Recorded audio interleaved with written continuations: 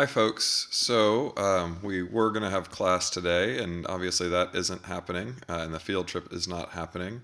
But I did not want to just give up on all of this, so we're going to do a little virtual tour of the fish hatchery and see what you think. Also, please go online, pause the video right now, and fill out the course evaluations, or do it after the video is over. But please do those. They really mean a lot to me. The administration reviews them closely. So it's certainly important to me to get those done. And I just want to tell you how much I've enjoyed having you all this semester. So please do fill those out and give me your very valuable feedback. Okay, on to the tour. So this is Sacramento. You can see north is oriented this direction here. So we have Folsom Reservoir, and we have the dam there. You can kind of see the little ring around the reservoir that we get every year towards the fall or the winter as the lake level has dropped before the lake fills back up. You can see this satellite imagery is from February of 2018. So the lake isn't quite full, and the winter rains haven't filled it up all the way. So Folsom is operated as a hydroelectric dam and also as a flood control dam. So the winter levels, they keep it low enough that when the big rains come or the snow melt comes in March, April, May, there's still enough room in the reservoir to fill it up. But because it's also a power reservoir, it tends to have big swings in how much water is moving through the reservoir at any given point in time. So when there's high power demands in the area, you'll get big increases in the amount of water flowing through the dam. And those huge swings in the amount of water going through the dam are not great for downstream wildlife. So there's a second dam down here, Nimbus Dam, that creates Lake Natomas here. So I think this will be a picture. Oh, isn't that nice? Nimbus Dam, which slows the flows and levels the flows. It's a baseload hydroelectric dam. And so the water coming through here is kept at a very consistent level, and that keeps the downstream flow consistent. It makes for much better habitat for fish and wildlife downstream, much less likely to be swept away. Apparently it's great for the rowers too. Not quite the picture I was looking for.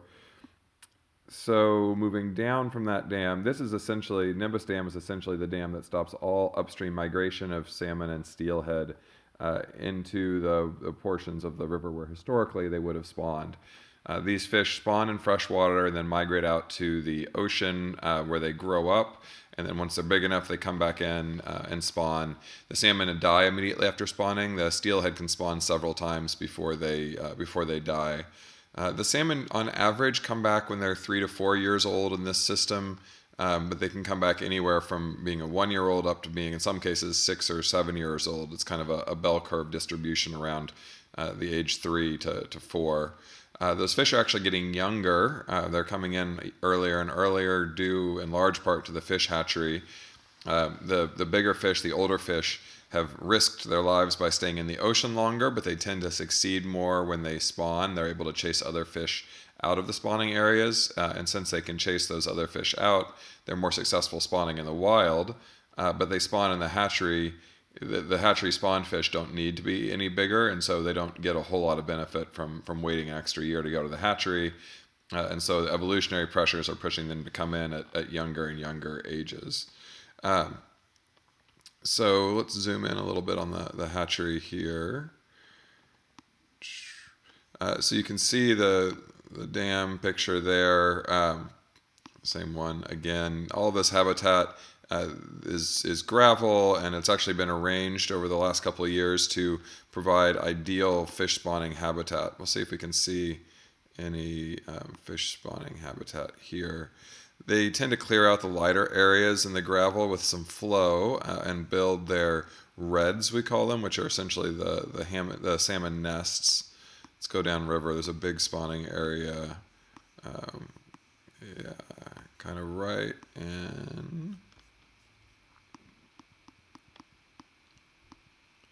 at the top of Sailor's Bar here. So right here is prime salmon spawning area. We can't get a whole lot of penetration from the the satellite view, but you can see slightly lighter areas on the bottom. And if we were to visit those right now, you'd see a lot of salmon hanging out and digging in those. The salmon dig little circular or oval depressions where they lay their eggs. So let's move over to the hatchery itself. Here is the Nimbus Fish Hatchery. There's two main areas of production. We've got on this side, you can see two big fish runs that are full of water, one that's dry in the middle. And then you can see 1, 2, 3, 4, 5 huge runs over here. This section over here is actually for production of residential trout. So these trout are dumped into lakes at usually pretty close to catchable size, anywhere from maybe 8 inches on up. And people fish those out pretty quickly. So it's kind of they call it a put and take, because the fish are put in and then taken out fairly quickly after that. So big production hatchery on this side that's really focused on just getting the large numbers of fish produced and moved out.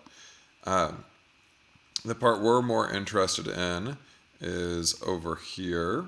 So these runs, there's, as I said, 3, and generally they'll have one of those in salmon and one of those in steelhead, or 2 of those in steelhead and 1 in salmon.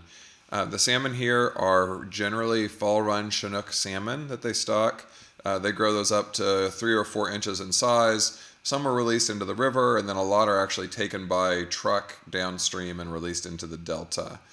Those are not listed fish. They're not protected under the state or the federal Endangered Species Act. The steelhead that you normally see over here, those are listed. They're federally threatened. It's the Central Valley population of steelhead. And they bring in steelhead every year and spawn those steelhead and rear them. Most of them are turned loose in the river here. This big building is where the spawning happens. So the fish come up a fish ladder over here. This thing is a fish ladder, and there's a really nice 360-degree view. Out here, there's a fish weir. It's not in place in the satellite view, but it is in place in the 360 view, so we'll get to see it in a second. Kind of a big shallow area. There's concrete posts all along here, and it's essentially a grate they drop in, and the salmon are swimming upstream. My hand's a salmon. They swim upstream. They get to this grate. It bumps them along the edge because they can't go. And then they see this little lovely area, and they slip through here and then swim upstream through this fish ladder all the way up until they get into this holding tank, and this is blocked off. And the fish will hang out in this area, and there's kind of a ladder thing that scoops them up here. The fish that are ripe, that are ready to be used in spawning, are taken in here, are killed. The sperm from the males and the eggs from the females are extracted and mixed, and magic happens in the hatchery here, and then the babies go off to be raised in the runs.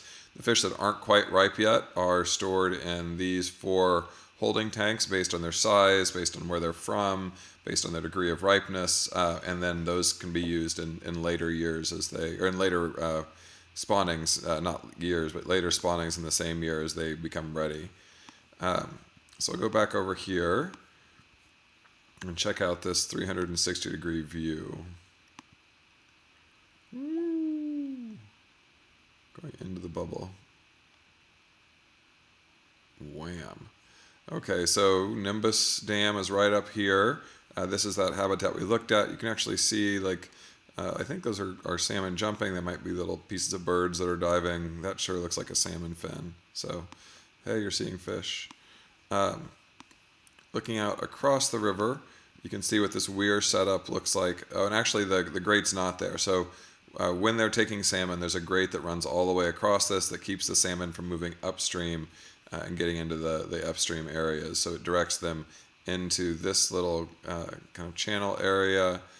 They turn the corner and then run up here, uphill, up this long series of waterfalls, and they just jump up these small waterfalls, turn the corner up there, and head up to the fish hatchery. These fish are big. They're 3 and 4 foot long fish, so they are not small fish. And they actually generate a lot of food in the hatchery. Some of those fish from the hatchery are used within the community to feed people. So They aren't just wasted or anything. We'll exit out of this picture. Uh, so let's see, one other piece here that I want to chat about. There's a really nice area you can go out and walk along the edge of the river. There's some informative placards there. So later on, if you feel like you want to go out on your own and check things out, please do. So this spot down here is the settling basin for the hatchery. So the hatchery brings in a lot of water way up here, where that water comes in. Oh, there's another 360-degree view. Let's see if we can see some fish. Into the bubble again.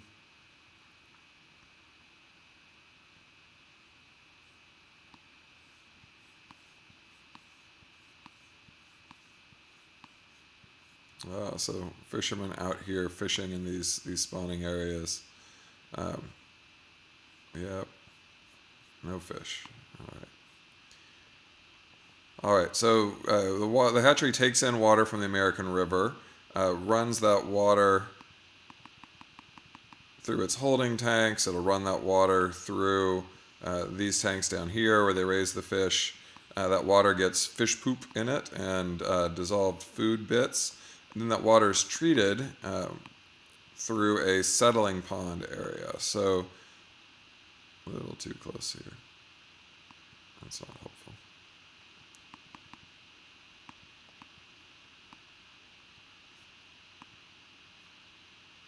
There we go. It's treated through these settling ponds. So when these ponds are working correctly, these are full of water. The water will sit here for a little bit and settle out, meaning the dissolved solids in the water will settle out. There's bacteria in there that will eat up a lot of the nutrients to reduce the dissolved oxygen demand from that water, and then the water flows out of these downstream outlets. As you can see, in both these cases, the water doesn't even get to those outlets, and it's because this is built on old river sediment. So this is gravel, and that water goes right through those gravel spots and comes out. I'm going to spin this around. I might get dizzy here for a second. There we go. And actually comes out right over here. So there's water coming out of the bank right here that's just flowing through instead of being treated and discharged down here where it's supposed to be. The outflow is all the way down there, and the water's just not getting there. So this is the area where most of that water is leaking out. All right, so we've talked about water. We've talked about the fish that are in here. And then last thing, so as I said, this is right now how the fish are brought into the hatchery. But the hatchery wants to change how that gets done, and they're going to remove these pilings and get rid of the system of putting in. This is actually the set of grating kind of all lined up vertically here that they put across this every year. It's a huge pain to do. It's very dangerous for the people who are putting it in. And it also, because that blocks fish from moving upstream, it keeps an awful lot of the salmon from using spawning habitat up here and in this little side channel that otherwise those fish would be able to use. So the hatchery is going to switch things up. Their plan is to remove the fish weir here entirely and instead extend this ladder all the way up into this area so that the fish will be able to move all the way upstream until they get to this dam. And then from there, the fish will turn and run back up to the hatchery. So that's the long-term plan, and you may have looked at some of those documents online. That picture is great. I keep going back to it. So that's what we're looking at here, and what the hatchery is looking at doing.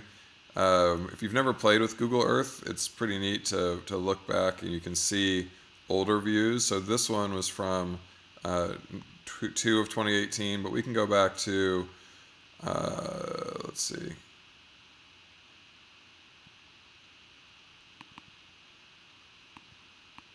We can go back to prior views.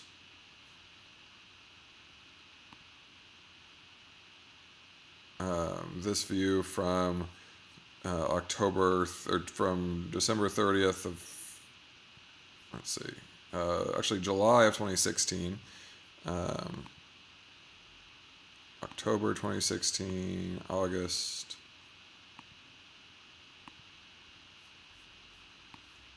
I'm trying to find a picture that will have some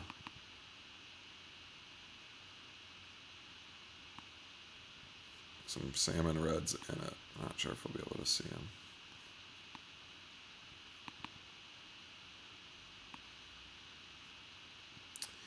You can see some of the light patches in there. Well, I think you'll just, oh, and some up here for sure. Okay.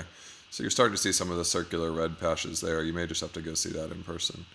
All right, so what I'd like to do after this little virtual tour is to ask you all to think about the environmental, specifically federal environmental issues going on here. I'm going to highlight 3 areas for you to think about. And then what we can do is actually during the review session, we'll talk about this and use this as a little way to kind of have a factual scenario that we review. So the things to think about are there any NEPA issues going on here? Are there any Clean Water Act issues? And what are the Endangered Species Act issues? Within those 3 contexts, what permits should the fish hatchery be thinking about getting, and why do those apply to the fish hatchery? So those are the big things to think about, and let's come back to that during our review session. Thanks a lot, folks. Try not to breathe smoky air. See you all soon.